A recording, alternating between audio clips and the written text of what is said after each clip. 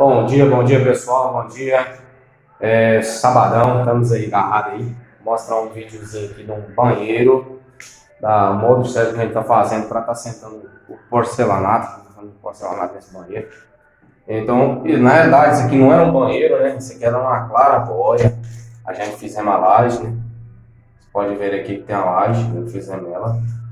Aí aqui, pessoal, essa parede era toda pintada. O último eu tenho até um vídeo mostrando o jeito que o piso antigo ficou. O piso antigo estava soltando todo nessa parede, então tinha mais ou menos aí quase um palmo assim que você podia enfiar a mão entre o piso e a parede. A gente já lixou ela, tá vendo? Deu uma lixada nela. Aqui é onde a gente era a janela, a gente pegou, mudou a janela aqui, tirou ela daqui, né? Fechou tudo. Essa parede aqui não existia, a gente fizemos ela também. Então aqui vai ser um quarto, né? Pode ver aí que aqui vai ser um quarto, a toda da pedra cortada, da permutir.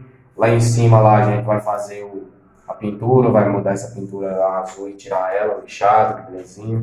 Aqui também a gente lixando. Onde tinha tinta que a gente passou a lixadeira e lixou. Aqui é o nicho, né? O nicho já está tudo prontinho também. Já está tudo prontinho para a gente estar fazendo esse serviço nesse nicho aí, sentar ele. E aí mais para frente eu vou mostrar passo a passo como é que faz esse nicho aí. E ali também vai ser uma adeguinha lá em cima, vai ser uma moldurazinha. Ali vai ter 3 lumináriazinhas naquela moldura. A gente vai estar mexendo com ela também. Então é isso aí, pessoal. Aqui nós estamos preparando esse banheiro para começar o assentamento de piso nele. E você que está vendo esse vídeo aí, vai lá no nosso canal lá, deixa o seu like lá e compartilha. E se inscreva também no nosso canal que de repente a gente está colocando vídeos novos aí e tirando dúvidas do pessoal aí. Muito obrigado aí, pessoal.